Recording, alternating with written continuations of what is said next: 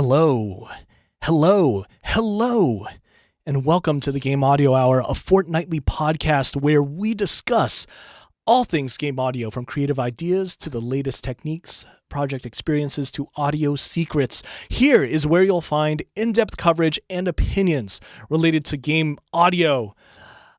I'm Vincent Diamante, and there are other people here too. I just realized so often I don't actually introduce myself, and I guess I figured that with this video, people will see like, oh, right here, there's a little banner that says that. But I suppose there might be some cases where people don't know that, yeah, this is me, Vincent Diamante, and I like hanging out with these guys every few weeks or so, just talking about game audio. I really hope that you guys feel the same, right, Chase? You feel the same way, right? Absolutely feel the same way, Vince. Oh, I'm so glad. And you too, Alex? Hello. Oh. Just a big thumbs up. Sorry, I missed that last comment. I was just typing some stuff, but it's good to be here and good to have an hour of time, of both of your time and everybody's time who's watching, to chat about the ins and the outs of game audio once again. Yeah. I really, really do love this. And it's especially fun when there's so much to talk about. It's been a really crazy beginning of the year. And I don't mean, hey, 2021. There's a lot of stuff happening in the game world, in the music world. Some of it is a little different from what we expect. For example, hey, there's no NAMM this year. You know, sad. You can see the tears rolling down my eyes there. That would be a really good place that we could all catch up. Alex, you're coming to hang out with us at NAMM, right? Sometime in the future? Yes, that would be... yeah, I've heard so many crazy things about NAMM. It sounds like a really, really dangerous place, especially if you're trying not to spend money on gear that you think you need, but actually you really don't. Oh, man. Yeah, but we'll talk about that later. They did something else instead this year, since there is no NAMM this year. But you know, we got so much stuff going on. I think there's a lot of really cool things that are happening. Before we get into the most recent stuff, I kind of still wanted to continue on this thread from the end of last year, going into last episode 200, and into now, which is this idea of digital fusion. I think we all said enough about it, but I do think it's worth noting that over at vgmonline.net, which is a pretty good website just talking about video games overall and video game music, they put out their nominations for the annual Game Music Awards 2020. Just reading off their website, these panel-voted officially recognized awards provide a thorough and wide-reaching recognition of achievement in game music over the last year. Now, towards the end of last year, we were kind of hemming and hawing about how awards recognition really worked for the video game music category. And this actually goes in a different direction, something that's more along the lines of what we were suggesting. Not that we really had a hand in this. They've just always been a little bit more on this particular wavelength, and they've shown this in previous years as well. But their scores of the year are really multitudinous because their categories are numerous. There are, in fact, 7 categories of nominated video game music scores, and I'll just enumerate them right here. You have traditional/acoustic, cinematic/orchestral, rock electronic hybrid, chiptune synthwave digital fusion, Western localization, fan favorite, and writer's choice. So 7 categories, each of which has 5 nominations, and there is no overlap between any of these categories. I like the look on your face there, Alex. That is some quality furrowed brow there. I got to say that. I don't mean to light any fires or stir up a controversy, but that sounds very strange. Like, why would you divide up an award based on music genre? Wouldn't it make more sense to divide up the awards based on game genre? Well, I mean, and they kind of do it by music genre. There are things that are like not music genre at all. For example, Western localization. That's not a music. That's not a music genre at all, and yet that is its own separate category. What? But if I wrote like a piece of like flaming industrial German techno, where would that fit in? Is that like rock electronic hybrid? Or if I wrote a piece of like Hawaiian music for my game soundtrack, where would that fit in? Or if it was, what about if it was reggae? Or what about if it was like Indonesian gamelan? Like, where would that fit in? It seems really strange. Oh, yeah, it is a little strange. On one hand, I'm thinking, oh wow, this is cool that there are so many nominees. I know one of the things that I've always bemoaned is there's so much good music out there, and restricting it to 5, 6, 7 nominees is really not doing that whole world justice. And I feel like having these divisions is nice because it does enable a relatively simple way to justify the inclusion of so many options, so many interesting, great scores that are out there. But yeah, I also feel kind of weird because these splits are really weird, and I'm not sure if they're really entirely consistent either. What do you think, Chase? You know, this is one of the organizations that really do at least breathe, or I should say, cover the breadth of the gamut of video game music overall versus other award organizations that I will not mention here that typically recycle a lot of orchestral pieces. Nothing against that, but they only get nominated if you were orchestral type pieces, and that's way more than video game music nowadays. The categories themselves that are exhibited here to show, hey, this is the gamut. This is what's included. You can get all kinds of versatility and styles and such. And so I applaud them for at least having that range and being open and listening and being optimistic and thinking outside of the box. Mm-hmm. I totally agree with that. I think that's especially in highlighting the diversity of different styles of music that are being used for a variety of different types of games. You're absolutely right on that point. I'm just really curious why it has to be. Like, those categories just sound very strange to me. Like, I can think of so many styles of music that could be easily applicable to video games of different genres, which kind of wouldn't really fit into any of those categories that you described. But yeah, I mean, that aside, the award itself is fantastic, and as Chase said, I think it is a very positive move to be showing that, hey, everybody, game music is so much more than just the your 100 gig contact template. If you know what I mean. Why do I feel slightly attacked there? Just slightly. Not attacked. Not attacked at all. You shouldn't be. You know that you write more music than that, Vince. You know that you do. We hear it. It's true. Yeah, I haven't been working that template much at all. But I mean, there is something also to that. No, I'm looking at some of these things. Trials of Mana, for example. It's not in the genre list, but it is at the bottom there in the writer's choice category. Like, what is the genre of that? That's good old Hiroki Kikuta doing stuff that is very, very non-typical Asian music. In other words, stuff like, Balinese gamelan music, and it's not a Japanese soundtrack or a Chinese soundtrack or that type of East Asian sound that a lot of people associate. But that doesn't necessarily fit into traditional acoustic, cinematic orchestral, rock, electronic hybrid. And I'm glad that it has a choice, has a space there in the writer's choice category. But yeah, I do have some issues with this.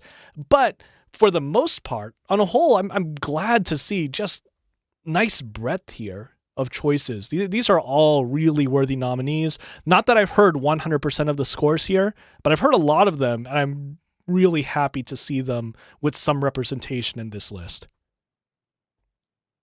Yes, I think, before I really gracefully derailed the entire point of your conversation, the point, of course, was the existence of Digital Fusion in that list, right? Yeah, I mean, that was a connection there. I did think it was, all right, Digital Fusion / chiptune / synthwave. I mean, there is something there that, and I think we touched on it quite enough last episode, that connection between history and precedent and that recognition of where we came from. And there's some good soundtracks there. There really are. Yeah, I'll have to check that out. Do you know if that award VGM, is that open to anybody to submit? Yes. That's good. Mm-hmm. Yep, I'm a big fan of that. Not just developers, but players, and yeah, me too. That's great. Are you able to also nominate somebody else's score? Is it primarily on the producer or composer to nominate their own score? You are able to nominate someone else's score. Mm-hmm. All right. There was an opportunity to do that in December. Okay. Yeah. I see. Yeah, the VGM Online has been pretty good, honestly. I think they're pretty cool. And this is their 10th go around with these awards. And yeah, I'm looking forward partly to seeing what pans out of the awards and results, but mostly to further explore some of the things in this list that I haven't yet played or listened to. So check that out. I posted the link on the chat, and please feel free to check it out and enjoy more music. Okay. Yeah. I also wanted to show something that I thought was really fun. I'm going to copy the tweet and put it on here so that the chatties can actually look at this tweet. But basically, it is Today I Learned. I can't remember when it was, but I think it was 2017 when I had my Today I Learned what TIL actually stood for. I for the longest time, I didn't know what that acronym stood for. Oh my God, I'm an old fogey. But seriously, Today I Learned from RPG Fan.com, and not that this was this recently discovered. I've seen references to this in forum posts a few years back, but this battle theme from the PlayStation 1 RPG Xenogears always stood out for using a voice sample that had for many years gone unidentified. I'm going to play this video right now, and you can tell me what you think about this. Go like that.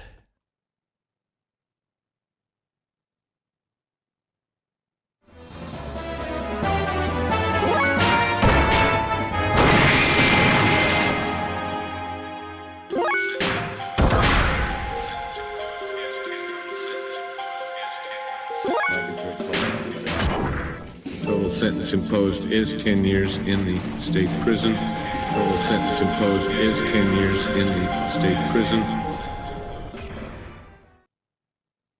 So yeah, first of all, holy crap, I never knew that. And second, did you guys play this game? Do you guys remember this particular music at all?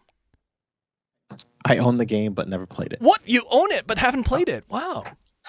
I own 700 and some physical copies of games. I'm working through it. Okay, I'm going to go ahead and I say played 7 games last week. If you own that many games, okay, I understand the difficulty of actually playing all the games you have, but I think this is one of the reasons why I own so few games, because I know I just can't play all of them. But I actually do have pretty fond memories of this. Quite honestly, I didn't play the game this much. My sister played the heck out of this game. She loved Xenogears. Alex, do you have any memories of this game?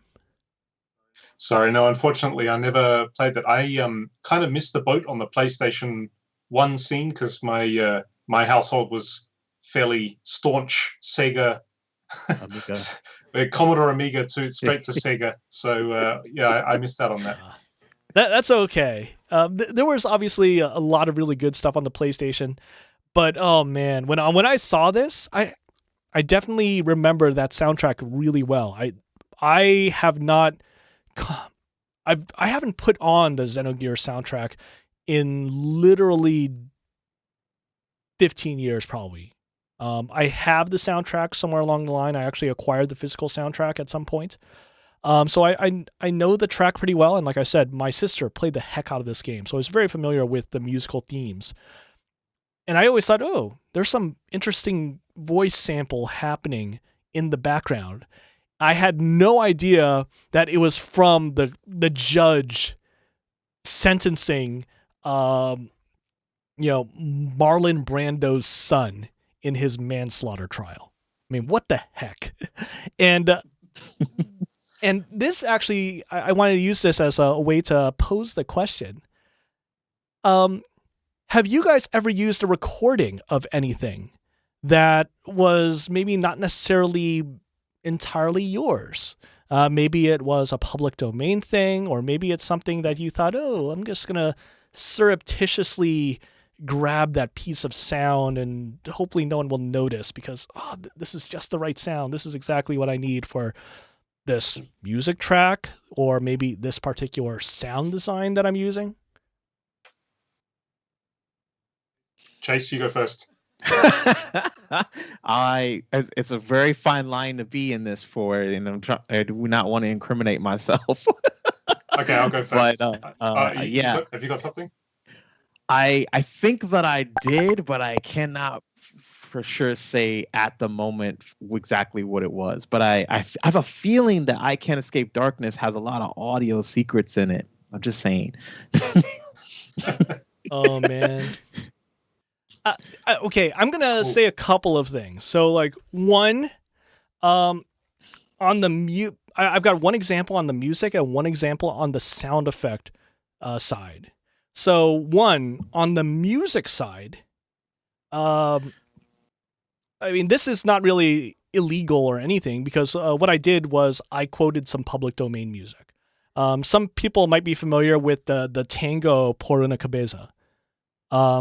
It's the track that's used in the Al Pacino film Sense of a Woman, the ending for True Lies. It's a very famous tango track. So when you think of tango, you think of this track. You think of this track, you think of tango. That is a piece of music that is public domain, since it was the original copyright on that was from 1925. And I'm like, oh, okay, totally public domain. Cool. The score is public domain. And I have actually quoted that piece of music in bits and pieces in order to not necessarily create that feeling of tango, but just the sense of being in a place with ceremony and a ballroom and whatnot.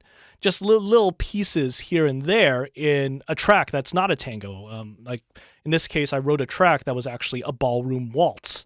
And I just did a little bit of that as part of a bridge section between some other major sections. It's like, oh yeah, I could do that, right? Public domain, it should work out fine. So I've done some stuff like that. That's probably the biggest one that I can think of. One that was a little bit more questionable in terms of copyright. I have a VHS copy of a Ranma movie. I think it was like the second Ranma movie. If you're into manga and anime. And there is a sound in there, not a sound effect, but actually a sound from the ending song. It's like a particular percussion hit that I thought was pretty cool, and it was kind of isolated. So I plugged my VCR into my old audio interface back in the day. It's like, my old M Audio. And I took that sample that I recorded and then mangled it up and turned it into a couple of interesting sort of impact explosion type sound effects. So that was probably that one is definitely very dubious legality there. But yeah, that's just wanted to throw that out there. I'm not too worried about throwing that out there, especially since the game itself doesn't really exist anymore. So, hey, old work, whatever. Ranma, huh? Nice. Yeah. Alex, did you have any examples? The Wilhelm scream in like basically every project that I've done somewhere. It's Um, It's true. It's true. so funny, that Wilhelm scream, because I'll just go ahead, not to derail too much. I have 3 different sound effects libraries that I remember purchasing back when I was younger, like 15 years ago. And they would have the Wilhelm scream in there. Like, the name would be slightly different, but you listen to it. This is just the Wilhelm scream. Why is it on these 3 different libraries from 3 different providers, Yeah, that's sound. Yeah, actually, in all seriousness, well, that was being serious, but in more seriousness, I was working several years ago. One of the last contract jobs that I did when I was in Japan, it was for a VR game, and the premise was basically that you are supposed to be hunting yokai. Do you know what yokai are? Yeah. It's Japanese, Japanese for, like, monsters, sort of spirits. Oh, see. Yeah. Yeah, so the premise was that you're supposed to be hunting yokai. Anyway, it was for a Japanese audience. And so I actually wanted to use some of the very stereotypical, cliched sounds that you hear in anime. So a lot of you might have noticed, if you've watched, more than a few anime, especially comedy anime, especially the moments when they're trying to be funny, you will often hear the same maybe 10 or 15 sounds. It's like this library of, for example, when they have the shing sound when somebody's eyes go really bright or something like that, or they've got the brrr sound when the blue comes down the back because they're disappointed by something, or those, or when they're like running on the spot trying to get up momentum to actually get moving. That they're all sort of a lot like the old Bugs Bunny show kind of sounds, but there's sort of Japanese equivalents of those. And like I said, if you've watched any anime, you'll have noticed that they come up again and again because they're sort of like sonic signatures and cliches. So I wanted to use 1 or 2 of those in this game.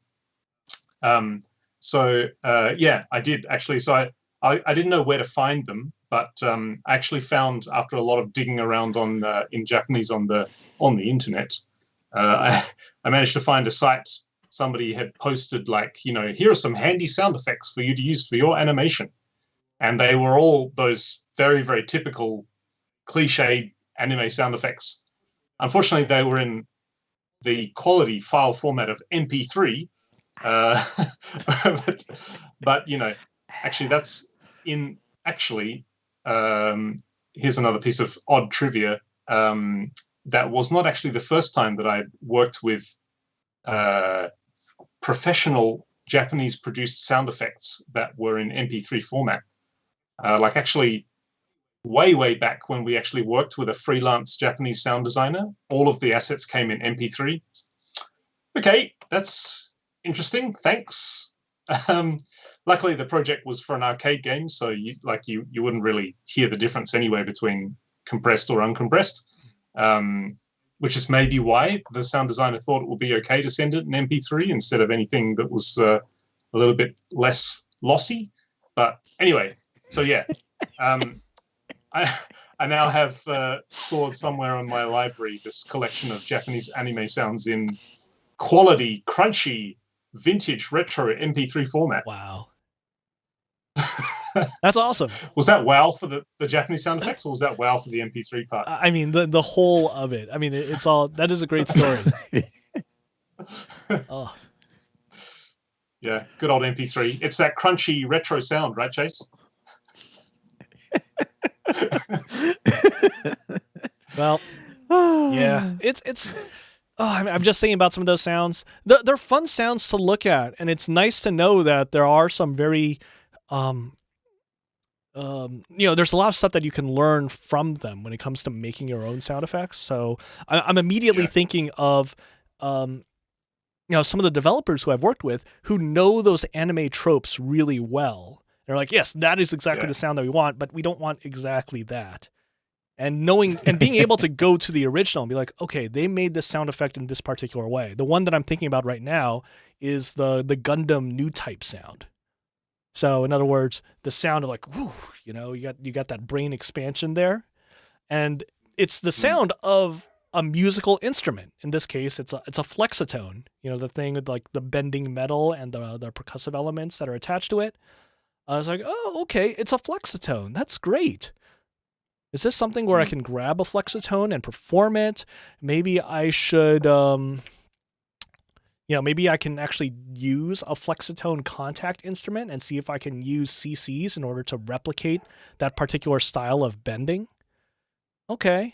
I always thought that was really fun to dig into, and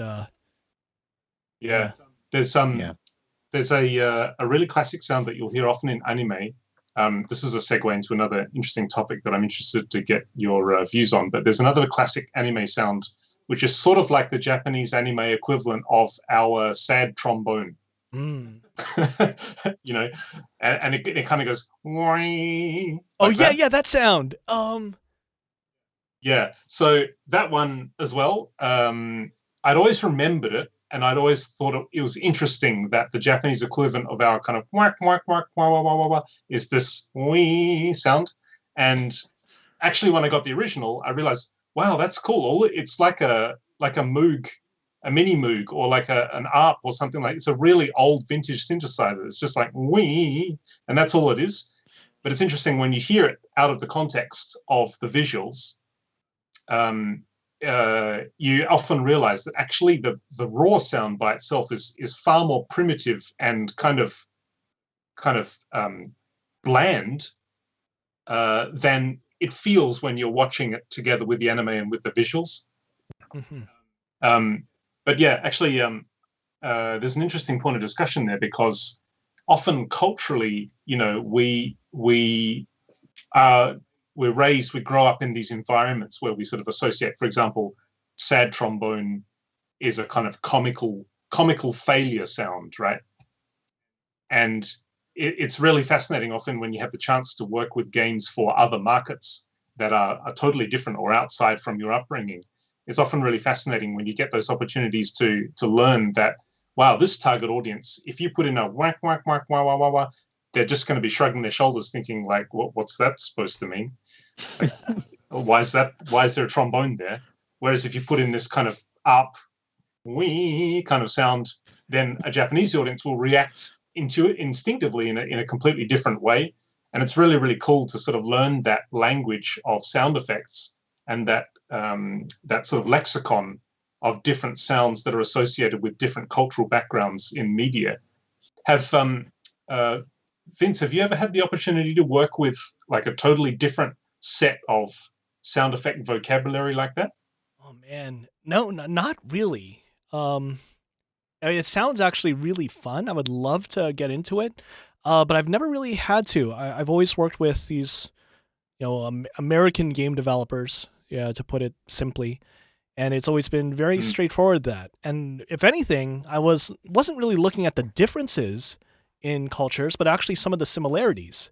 For example, hey, if you have a gun in a traditional American context and you raise that gun up, you're just raising the gun up and you're ready to fire, you always have the sound of it moving and cocking, right? Even if like there's no way that a person in that position would ever just like cock the gun that way.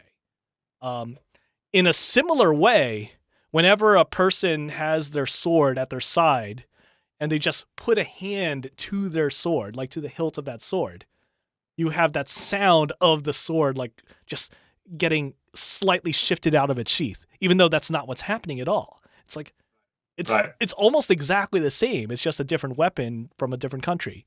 And so I think that's kind of funny. Yeah. Chase, have you ever had, what kind of experiences have you had working with clients from totally different countries and totally different cultures, and how have you dealt with feedback have you ever had feedback that sort of confused you? It's like, that's interesting that they would feel that way about that. Like that wasn't my intention to have them feel that way. And how have you dealt with that? Ironically enough, it hasn't come from an external country. It's come from the same country I lived in, whereas in the feedback was just a little bit jarring and very confusing, thinking, oh, I didn't intend for that to be. I think what it came down to was just, I always talk about this often, especially nowadays, was the mentality of, whoever the client is and their mindset, their personality, and their upbringing of such. So, for example, there was a lot of sound design that I did on a ground.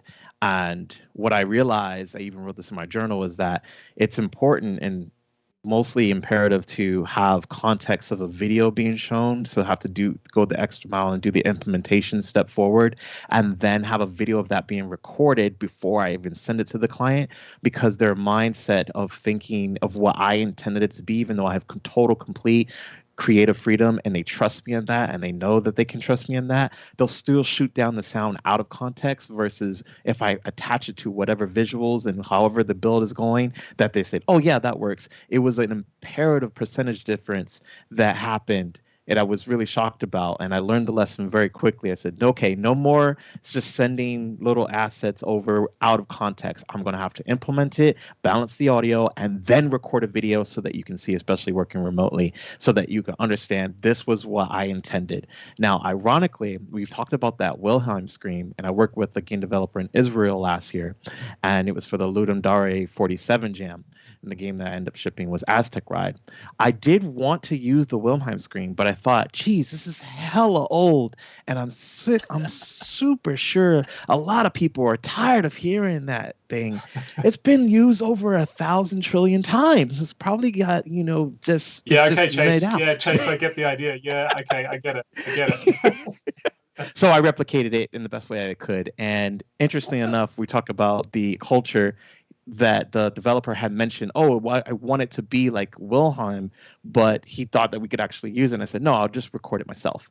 And that, I believe, well, not that I believe, that is what sold the game, honestly, is because that is the actual sound that goes along with the gameplay that people attach themselves to. So I replicated something, trying to have something that's going to be sounding alike, that person's culture understood, but it enhanced the overall by just making it completely different. Yeah, I mean, Chase, sorry, but you cannot say that now without actually sharing with us Chase's version of the Wilhelm scream. You can do it, right? Do it right now. Like, let's hear it. No, don't do it. Don't do it, Chase. That wasn't bad. That's what it sounds like. Yeah, that's it is really interesting. Like when I was working in Japan, like that was really it was very challenging and very there's probably a better word to describe this, but most horizon broadening experience was doing that kind of aesthetic design for Japanese clients, because the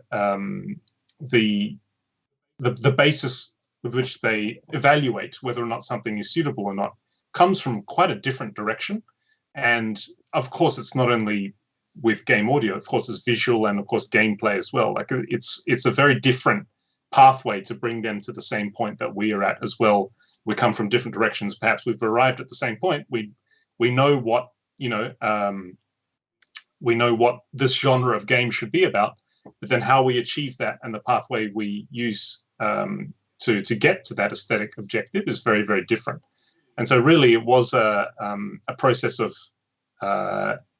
trying to understand when they say, no, this is not right, this is too dark, like what does that actually mean? And is it a simple case of making it brighter or happier, or is it something beyond that? Like, what do they mean by dark, and what do they define as dark, and how have I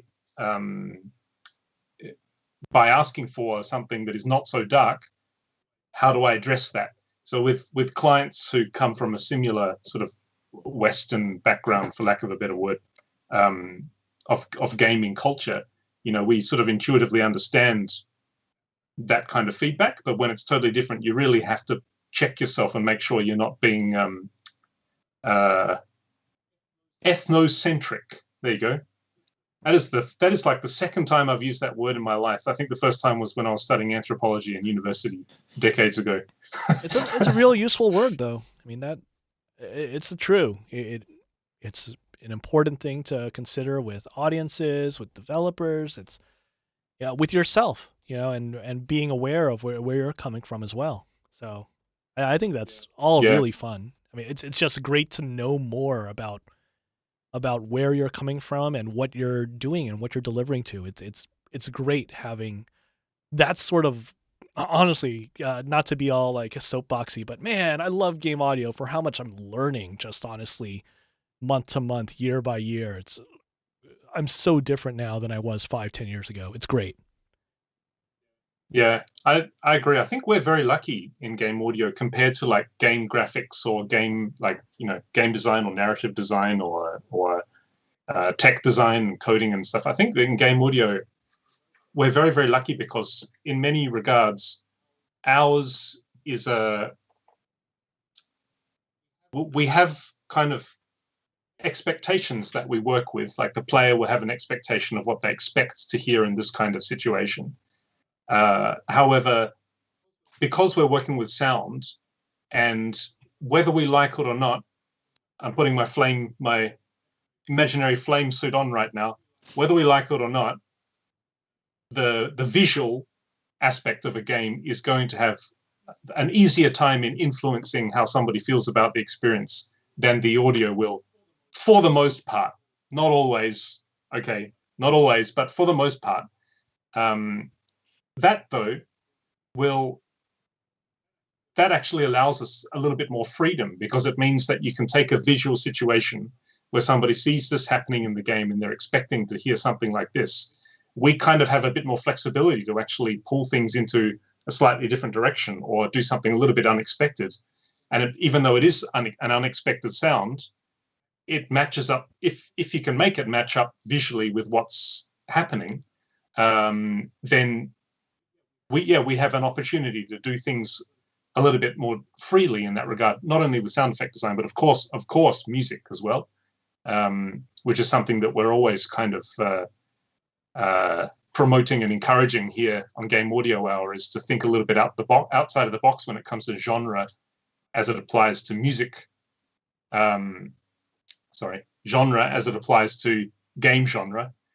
Trying to think a little bit outside the box and not just having the same kind of thing that people expect to hear all the time. So I think that's a sort of a luxury that we have in game audio, which I think we're very lucky to enjoy. So as you said, Vince, it's a fun field to be in because we're always challenged to be thinking diversely and to be sort of flexible. Yeah, I'm always encouraged to deal with my pup here.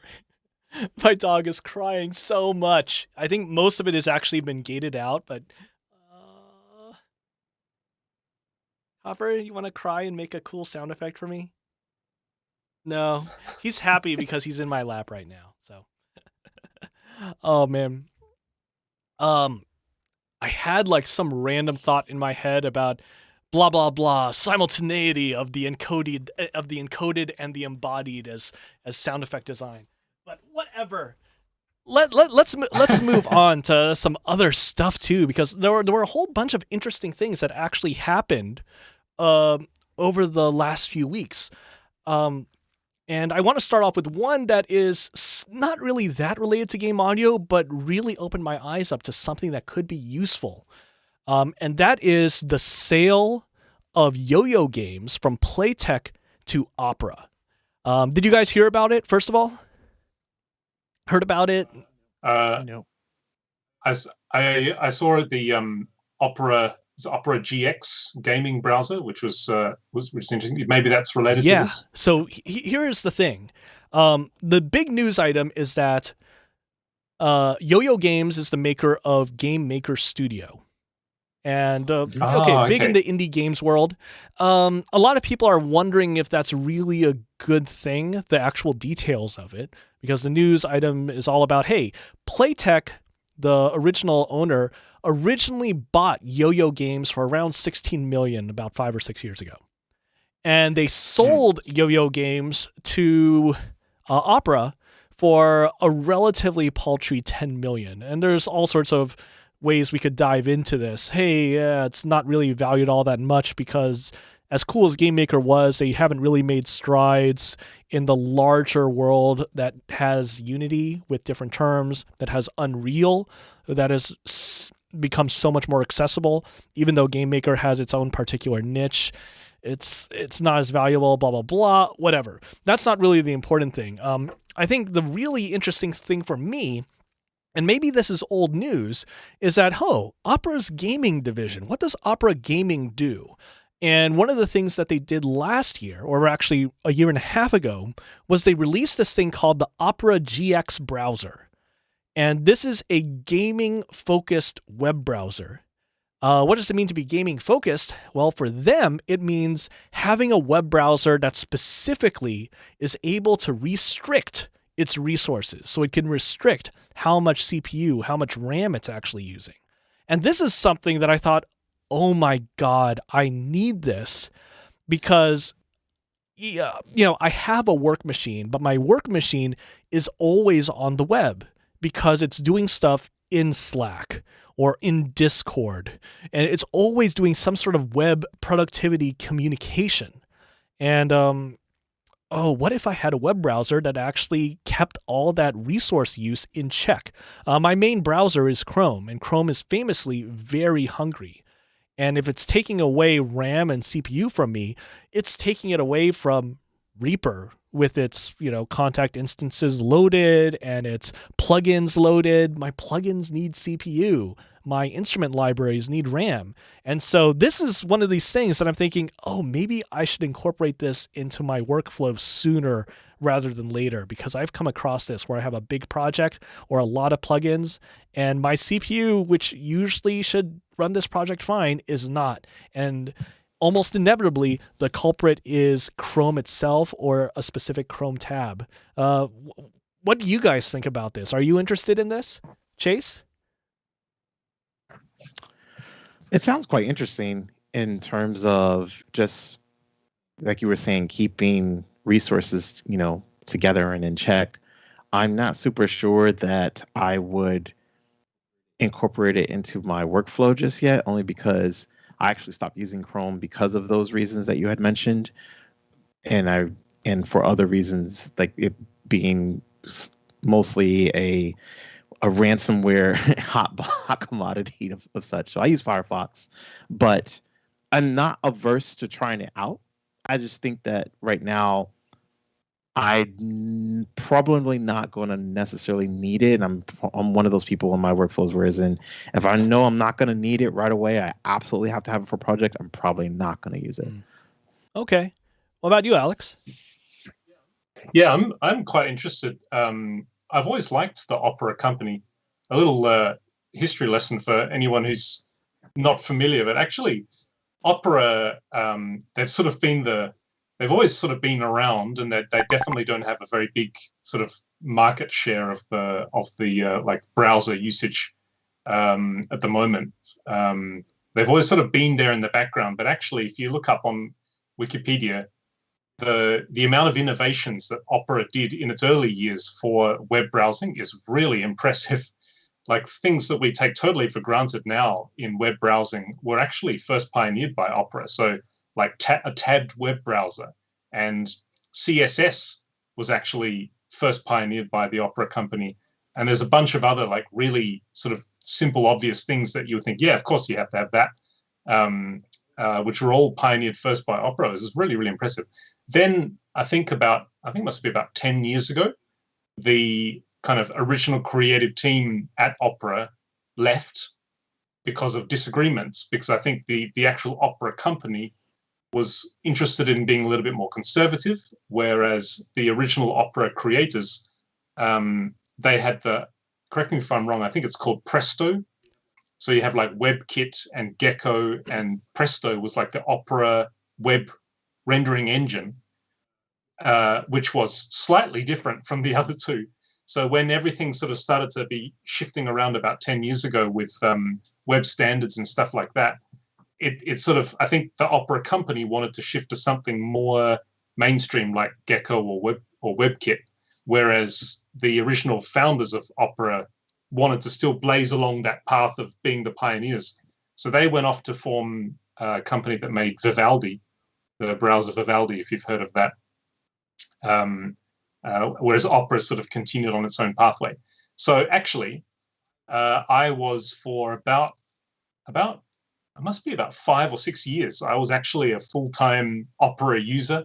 I wouldn't say I wasn't an evangelist or anything, but it just really worked great. You know, it was like really fast and everything was nicely laid out and everything was sort of there where I wanted it. And ultimately, in the end, I ended switching to Firefox, as Chase did, not for any other reason than I just sort of found that the innovations that were happening in Firefox were more interesting to me than the innovations that were happening in Opera at the time. So I made the switch to Firefox now. But this gaming browser, actually, full disclosure, I saw the press release about that, and my first reaction was like, what a gimmick. Like, that is like a gaming browser. I thought that seriously? too. Like, I remember a few years back. it's like a browser for gaming. It's like, do I smell a scent of kind of trying to get a little bit of that sort of juicy gamer, attention? Just before this show, because you'd suggested that we talk about the GX browser, I actually looked at the browser itself. I didn't download it, but I looked at all the advertising and stuff and went to their page and had a look at it. And as a little bit corny as the advertising is, they do have a point that it's never really been done before, like a browser for gamers. I don't know that it's specifically that.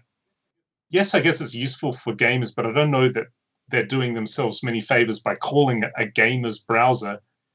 Could they not have just called it I don't know, like the Streamlined tech browser or yeah. something like that? Like being able to limit the memory that it's using and stuff like that. That's a really cool idea. Yeah, a power user. But it seems like it could be. Yeah, exactly. Power user.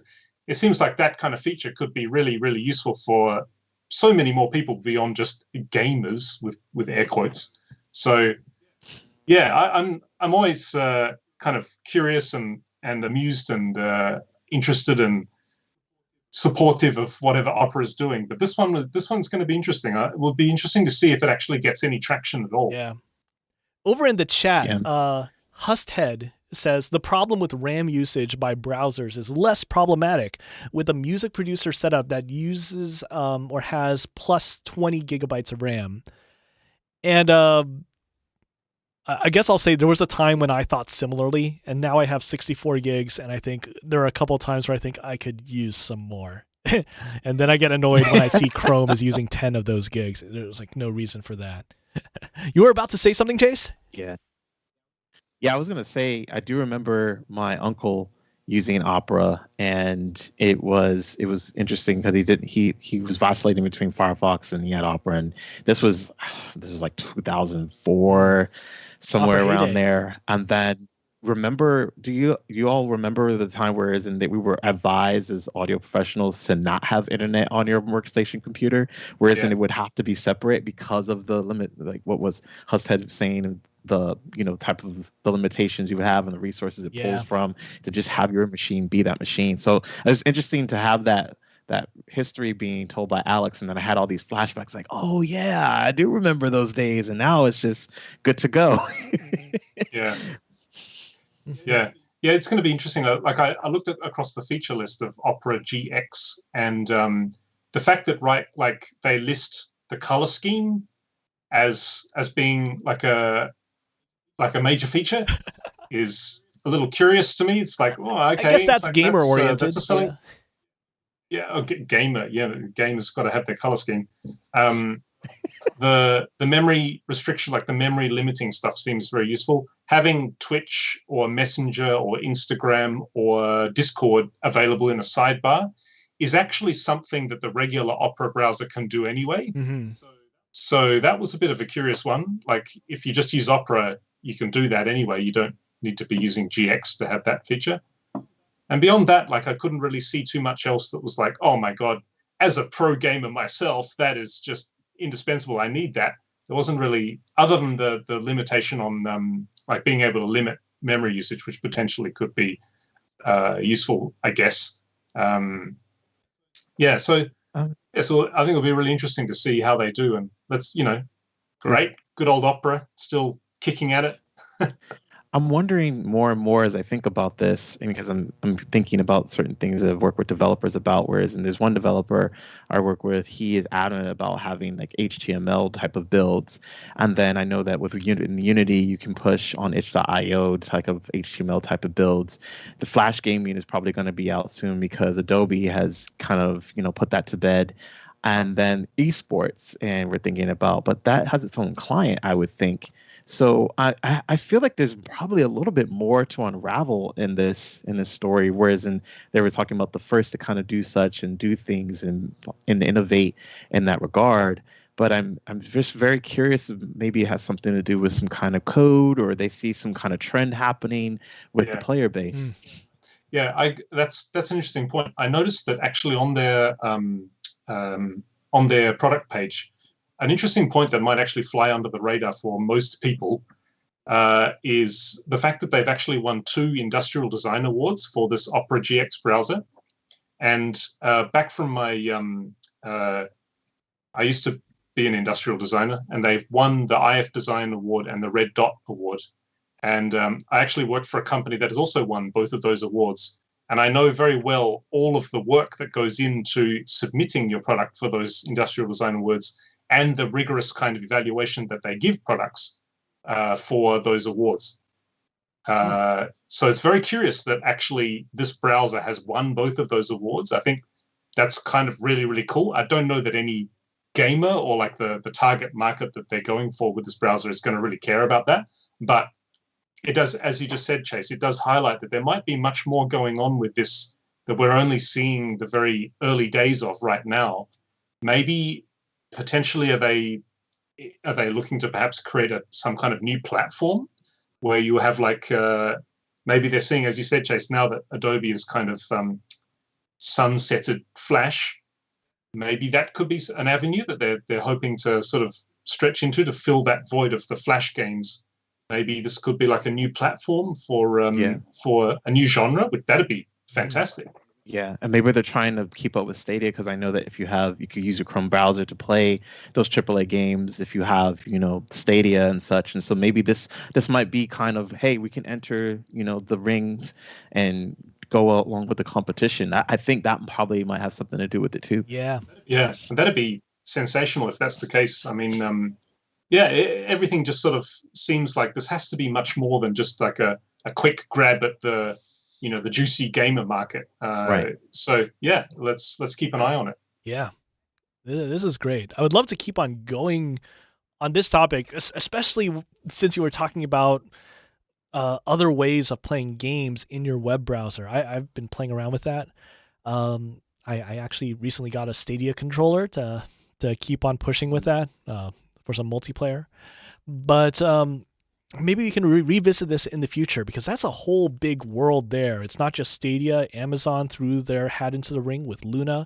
There's this a little bit of fighting back and forth between these providers and companies like Apple and Google that are trying to figure out what exactly is a game, and is a game the same as an app, and is this app service here something that we can block, or we should be able to monetize in a certain way. And there's a lot of interesting language being thrown back and forth. And this part of it with the web browser and the intersection between web browsers and games and applications. Yeah, that's a really big bundle of worms, can of wax. Yeah. One of those. For sure.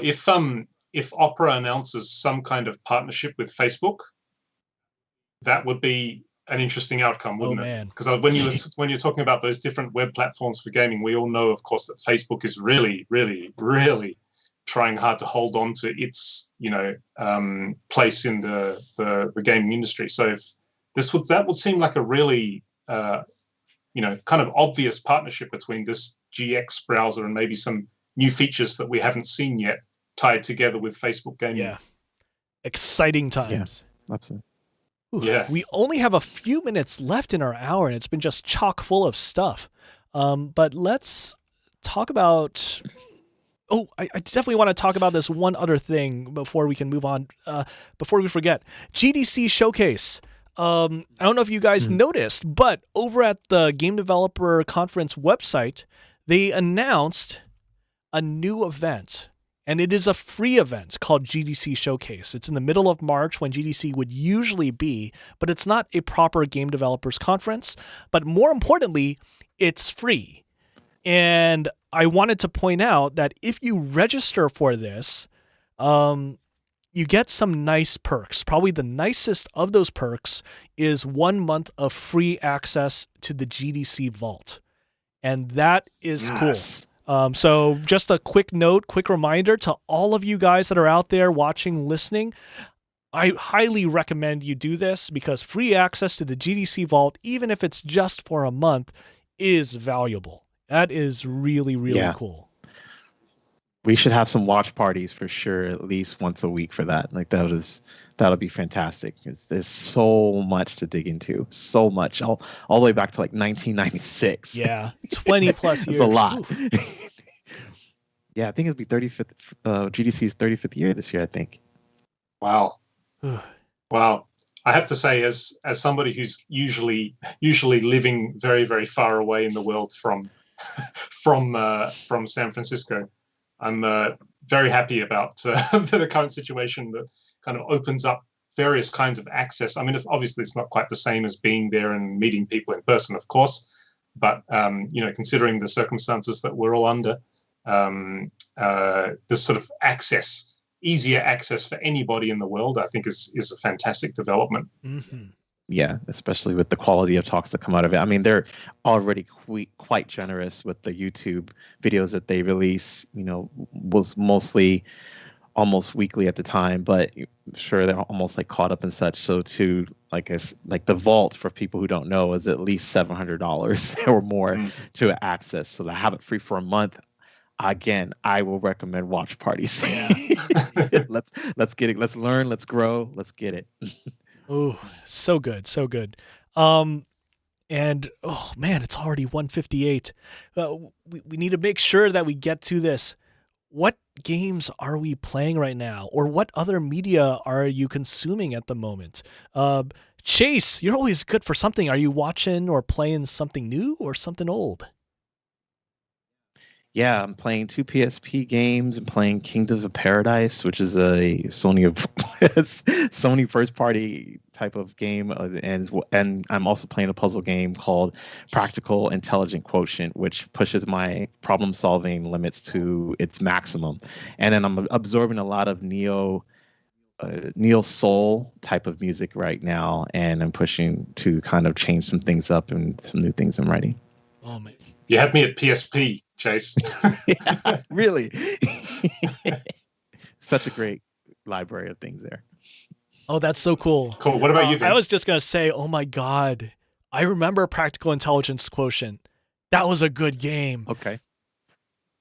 I'm not alone. I was like, usually I mention something and, I'm good for those that's a good gems game and deep cuts. So.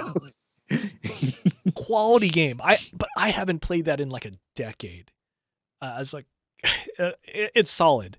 I'm just thinking, like, I can't really quite remember what it sounded like, but the reason I played that game because I love puzzle games. I really do. Like just abstract block puzzles like that.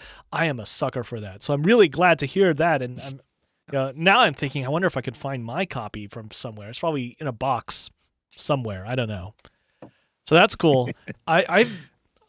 To be honest, I haven't been playing that many games lately. I've been writing a lot of music, and most of my time relaxing. I'm watching my wife currently playing Hades. So that game is on Switch right now. She is playing the heck out of it.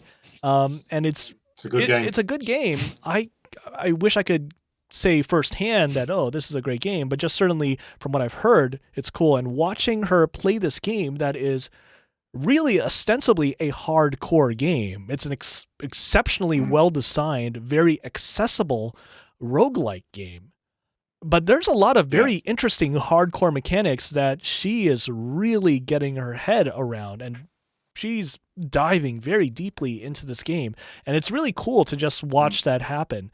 Just watching her play the game and experiencing the game with, what I see of the design is really good, really refined, and what I see of the music and sound and visuals also really good, really refined. I hope to be able to spend some quality time with that later so that I could give it some more deep study.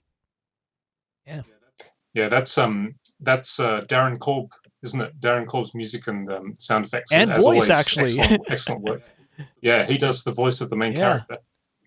Nice. Yeah, Ooh. as always, exceptional work. For me, I'm playing Cyberpunk 2077 still. I think I talked about that last time we had the show. It's a really good game. I like it very much. I mean, it's not all the controversy that you read about it online and all the finger pointing and stuff like that. Let's not overlook the fact that there are hundreds and hundreds of people who put so much fine work into that game. There are some really, really excellent redeeming features of the game that often get sort of glossed over with all of the discussion about the development process and bugs and stuff like that. It is buggy, and the sound design is very, very good. There's quite a famous, I didn't realize actually, but do you know Richard Devine? Oh yeah. Yeah, he's a big sound designer.